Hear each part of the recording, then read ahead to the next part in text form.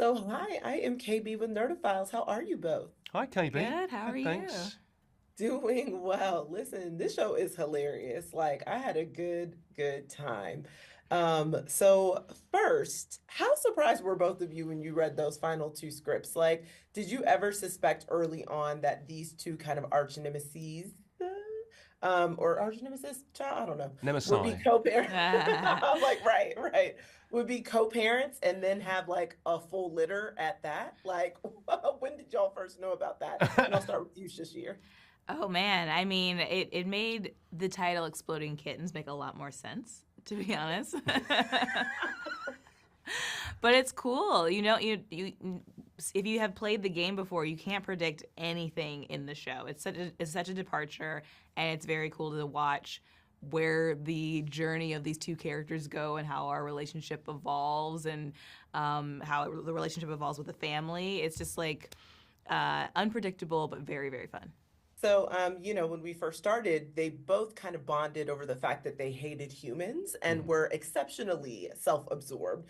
But of course, like you alluded to a little bit, Sasheer, like as the humans get more involved with the family, and of course, as we get the reveal that Devil Cat herself is actually half human, they start to kind of build more of an affinity for the humans. So my question for both of you is, do you think it will last? Because obviously there has to be a second season. First off, we need these other kittens to do other things. But besides that, it feels like, will they permanently kind of, stay in this state where they are actually kind of aligned with the humans? No, well, I mean, the only time that we ever spent time together was, and bearing in mind, we shot this. We recorded this like 2 years ago. Yeah. So Oh, it was, wow. it was, just after COVID. Everyone was still inside all the time, and so we would do read-throughs on Zoom.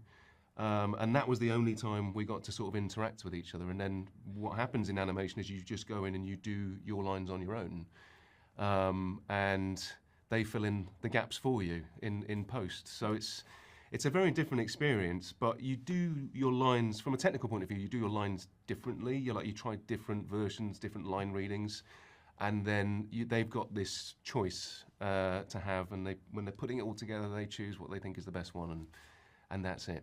And then it's a lovely surprise at the end of it for Yeah. us.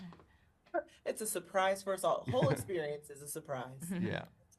Yeah, I've talked to some people who've done voice recordings before, and they've actually allowed them to be in kind of mirroring booths so that they Hmm. could see each other, Hmm. and kind of like play off of their facial expressions and kind of do that. So this is interesting. But of course, as you said, COVID, full lockdown, the only thing you're doing is just recording, by yourself. But Yeah. And thankfully, we just listen, have natural chemistry. Yes. So right, we didn't have to be in exactly. the same room Yeah. anyway. Exactly. They, It they just gave us the shines. option to be in the same room, And and we we were said, like, no, we no, don't no, need we've it. we got covered in chemistry. We already know that we're going to be top tier. No Yeah. need at all. But it is hilarious, and I can't wait for audiences to see it. So thanks so much for taking the time to chat with Nerdophiles. Really appreciate Thank it. you Thank very much. you. You guys have a good day. You You too. too. Take care.